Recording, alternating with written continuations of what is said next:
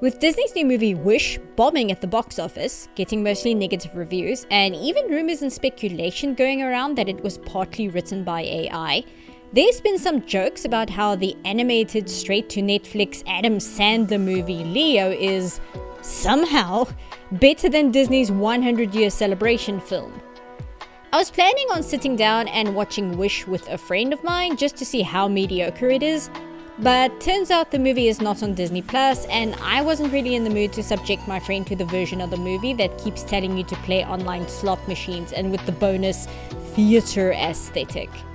So, because of the way people have been comparing it to the Adam Sandler movie as a way to further insult it, we decided to watch Leo instead. Because apparently it's not half bad, right? Which is why people are talking about it, because you'd think an animated Adam Sandler movie would be bad, and it's surprising it's not, right? Because at the very least, a small budget out of left field animated movie often has the potential to surprise you with its sincerity, right? So, we watched it. Horrible dickheads! You horrible dickheads! Oh no! I don't think I need to introduce Adam Sandler or why he does not inspire much confidence in any film his company, Happy Madison, makes. Adam Sandler is, for as much as I know, a genuinely nice person and decent human being, as well as an actor who has considerable talent but prefers to churn out the movie equivalent of fast food, meant to be consumed without thought or engagement and then discarded and never thought about again. The fact that his movies are low-key Ponzi schemes so that he can pay himself and his friends to have a vacation is not even an open secret so much as a generally agreed upon fact.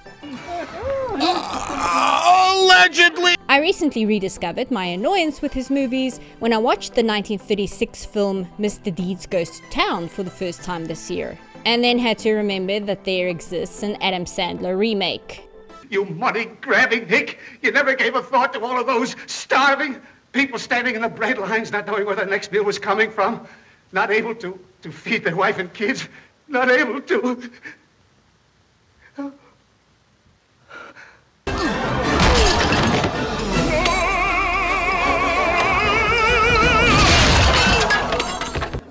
I think I just shat myself. But for some unknown reason, I went into Leo with a sliver of interest, a willingness to give it a chance, fully keeping in mind who made it, and it only exists to be put on Netflix next to Cocomelon and the Boss Baby Family Business.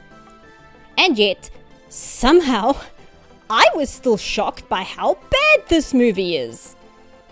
You have all your Adam Sandler staples. All the adults are played by a variety of Sandler's friends. The script was written by people Sandler knew back in his SNL days. Product placement throughout the entire thing. Some bottom-of-the-barrel toilet humor. Pratfalls. Rob Schneider is in it. And Adam Sandler doing an exceptionally annoying voice as the main character throughout the entire run of the film. And you'd think you'd get used to it after the first half hour, but it never actually becomes any less annoying. Reminds me of the Justin Avalanche of 1991. The only comfort is knowing Sandler's old man voice for Leo the Lizard could have been worse, and we were spared the full power of his wrath. If you're coming from the street with dirty shoes on your feet, that's a technical foul. But then the true suffering starts. The story. This movie is about a school lizard named Leo who learns that his species' lifespan is 75 years and he himself is 74. Realizing he has spent his entire life in a single classroom, Leo hatches a plan to get taken home by the kids where he will escape and see the world in his last year to live. However, upon being taken home, he finds himself accidentally revealing to the kid that he can talk. Just go with it. And learning about the problems the child is facing in their personal life, he delivers sagely advice to them as someone who is much older and has seen many children before them. The child then follows Leo's advice, and whatever problem they were struggling with gets magically solved and their life becomes much better. They think Leo is super awesome and the coolest thing ever. But having spent all the time trying to help the child with their problem, Leo never manages to enact his escape plan. So he goes back to class where the next child takes him home and the whole thing repeats. Child has personal problem, Leo gives them advice, their lives are improved, they think Leo is the bestest thing ever, rinse and repeat. This is the plot which I knew about going in, and I was actually interested in, because I thought it would be genuinely nice to see children who are going through various difficult emotions and situations explain their problems from their own perspective to an older character who can give them advice and direction in a way that would be more on their level than if this advice had come from a well-meaning adult. That is what the movie is selling itself as, and in the most broad sense, this is something that happens in the film. But nobody on the internet actually talks about what the advice actually is. So let me break it down for you. The first kid Leo talks to is a dorky little girl whose problem is she never stops talking. She even reveals the reason she never stops talking is because she feels if she stops, nobody will listen to her.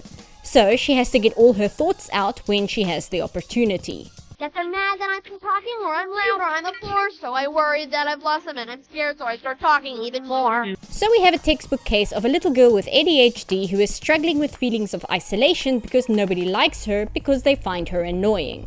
And the reason they find her annoying is specifically because of the behaviors that she has because of her ADHD. And because she feels nobody listens to her because they find her annoying, it makes her more anxious to get all her thoughts out when she has the chance. So what advice does our sagely and wise main character give to this child that improves her life for the better and makes her eternally grateful to him for fixing her problems? Try to ask a question, but the kids who are most popular are the kids who want to know what other kids think. Congratulations, small child! You've just learned the valuable life lesson of masking! Making yourself more digestible and convenient to other people and suppressing your symptoms in an effort to be tolerated. I hope you look forward to having your inevitable emotional breakdown in your 30s because this way of living is unsustainable. Thanks, Leo! But okay, sure, that's just one kid, and you, the YouTube audience of this video, could make the argument that in my case, this one instance might hit too close to home and that's why it comes across as that bad. So let's look at the other kids and see what their problems are. Well, the next kid is struggling with a helicopter parent who is treating him like he has some kind of immunodeficiency. At the beginning of the film, we learn this child has horrific allergies and tends to have reactions to various germs. So his parents have bought a drone to follow him everywhere to make sure he is kept safe from any harm or contamination. As you can imagine, this isn't a great situation for a kid who just wants to be a kid. So what's Leo's advice for this child who might possibly have a chronic illness? Dear drone, It's not you, it's me, but... That's right! It has nothing to do with the parents or whatever health problems he may have. No, the problem is the drone. The one his parents bought. So all he has to do is have a weird relationship breakup with the drone and all his problems are magically better. And for the rest of the movie, this kid never has problems again. Seriously, I am not joking. There isn't even a small throwaway line of even talking to the parents of this child. Even when it's shown in the film that the parents clearly feel their son needs this kind of supervision, the parents are not addressed or even mentioned. It's all because of the drone. And the way to solve this problem? Just tell the drone to stop. And it works! The fact that this child survives to the end of the movie without having some horrific health crisis is a fucking miracle. I am honest to God gobsmacked by whatever the hell this part of the story is. Like, I'm worried you're watching this video and you will be confused because surely the story moment isn't what I'm saying it is and there's some kind of detail I'm glossing over which makes it make sense. But nope! Sickly child's parents have him constantly supervised by a drone. The lizard's solution is to break up with the drone. The drone is hilariously shown eating ice cream and crying. The sickly child gets to play outside now. Problem solved! Parents? What parents? Who cares? Next child. It's not you, it's me. The bitchy rich girl gets told she's not actually as awesome as she thinks she and her family are, and he tells her people don't like kids who are snotty. The bitchy rich girl then accepts she and her family are not as amazing as she thought before she has her birthday party where she gets a mountain of presents and her dad rented an entire zoo for her. But she's just a normal girl now. Bitchy rich girl personality fixed. And then we get to the kid, which made me have to rewatch the song for this video because my friend got so angry. The majority of the song was them screaming obscenities, occasionally punctuated with "fuck you, Adam Sandler." You see, the next child is a brilliant little girl who is very good at science, but she doesn't let her parents know how smart she is. Leo gives her encouragement and tells her she should be proud of how smart she is. The little girl remarks that Leo reminds her of her grandfather, saying he was her best friend. Understandably, the 11-year-old girl starts to cry, remembering her departed grandfather and how much she misses him and how important his support was to her. So what advice could the Adam Sandler talking lizard give to her? Don't cry. Crying's for weaklings. Don't cry. It's lazy and dumb. Look, I'm not stupid. As an adult, I understand that the meta of this is supposed to be a joke because it's so fucking awful to say something like this to, well, anyone. But this is a children's movie where, up until now, the other advice was presented as being good. Even if they make absolutely no sense, they were at least presented as something that is good for the child. To be fair, the girl immediately calls Leo out on how he's wrong, and the interaction here instead was that Leo didn't know how to make her feel better, so he just listened to her and that's what worked. But, as I said, my friend was so busy losing their mind at this point, I completely missed the part where the girl pulls out a textbook and explains in difficult scientific terms why crying is good for you because it releases endorphins. This movie is meant for kids, and maybe I'm not giving children enough credit because that is often a problem that adults have, but I don't know how well a child is going to be able to understand that the full-blown song about crying is bad is wrong. But the little girl quoting a scientific textbook about endorphin levels is the real truth, and what you should actually be taking the lesson from, 6-year-old child who still eats Play-Doh. I know I wouldn't have. Although, in my case, it would be because although I spoke English relatively fluently as a little kid, a lot more complicated vocabulary and concepts were harder for me to grasp, which made most English movies feel like a weird fever dream already. I just don't like how much focus was given on the bad message and how the "no, that's not true" part wasn't really communicated clearly. Like I said, simply watching this with a friend meant I completely missed her contradicting him the first time. Okay, so what other messages do we have? The big dumb bully who's been held back 2 years already's problem is he doesn't know where babies come from, because he's a big bully and therefore obviously an idiot. The kid with the squeaky voice can secretly sing soprano. This kid is self-conscious because he's grown a single back hair and he's scared of turning into his dad. Leo tells him he should never be ashamed of his body, and then for the rest of the film, whenever this kid's dad shows up, the movie makes fun of his body. Excellent. Oh, also, brief mention that phones are bad. So after this horrific display, there's more plot. We get the whole liar reveal thing, because that's never been done in an animated movie before. The kids find out Leo, who has been telling them all individually that they were the only one who can understand him, has actually been giving advice to all of them. Writing this down just kind of makes me realize how stupid this plot point is. Is this a lie really worth the dramatics? The substitute teacher, who has been getting all the credit from the parents for fixing what was wrong with their children, has a song number about how she's always wanted to be a teacher who could actually have a positive impact on children's lives, the way a teacher once did for her when she was small. But she is now elderly and has never been able to connect with any children the way she wanted to. But the movie has no solution for that problem of a person's dream never coming true the way they wished, so let's just forget all that. This movie is all about how Adam Sandler's character can give life advice to children, and how if kids just listened to him, then he could fix all their problems and improve their lives. And then the movie has all the kids he helped continuously think he's so cool and so awesome, and they all love him so much because he was able to fix their lives, and wow, Leo is just the best thing ever.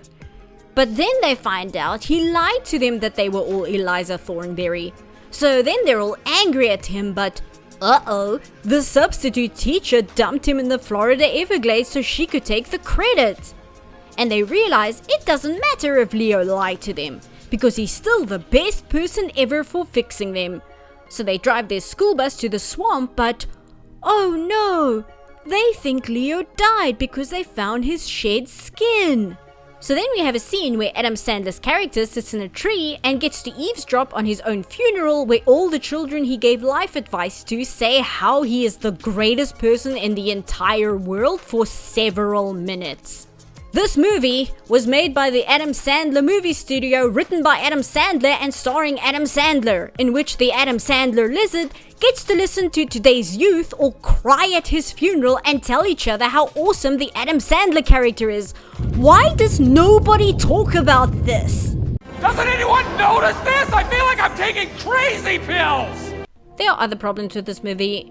It had a budget of 70 million, which is a small budget as far as animated films are concerned, and actually stresses me out because I know for a fact Adam Sandler earned 25 million for each movie he stars in, not counting his fee for writing as well.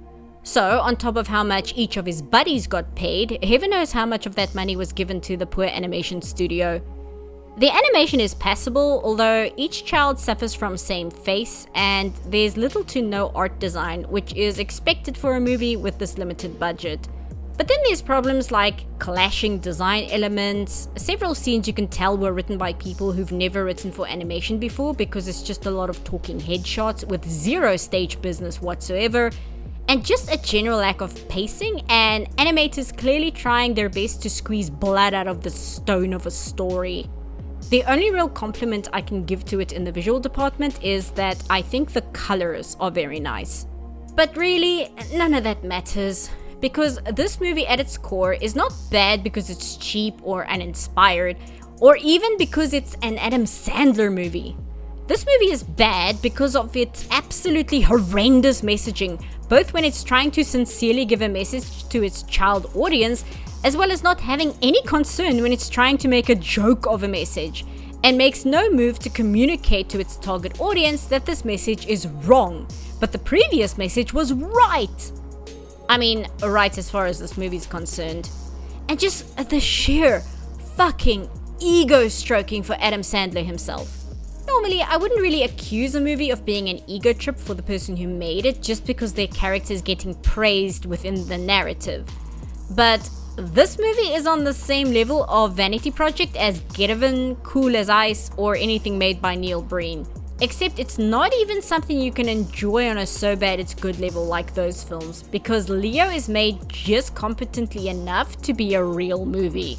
And then add all the things that I mentioned before that you usually find in an Adam Sandler film: toilet humor, product placement, unpleasant side characters, which I didn't even mention, and Adam Sandler doing an Adam Sandler voice for 90 minutes, and this entire film is just pain. Not to mention, every song is delivered like a jump scare, where just enough time goes by for you to forget this movie has music so it can sucker punch you with the next song, and it never gets less jarring. My friend who I watched this with said they don't care if Adam Sandler uses his movies to embezzle money. Allegedly. They don't care if Sandler is only interested in an easy paycheck for him and his friends. What they care about is that in the process, Sandler puts out products which have a negative effect on movies as a whole, as well as his audience. And this is made 1,000 times worse when his audience are children. This movie is hot garbage, and honestly, I am disappointed in the community as a whole that there are so many people praising it. I don't know which community. The YouTube community, the audience community, the film critic community, the animation community, I don't know. But definitely some form of community screwed up in complimenting this thing. It's terrible, it's genuinely terrible. But is it better than Wish? I can't help it if mirrors love my face. It's genetics. Yeah, I got these genes from outer space. Yes. Everyone wants my Dunkaccino. Can't get enough of my Dunkaccino. Kids from 7 to 17 lining up for my Dunkaccino.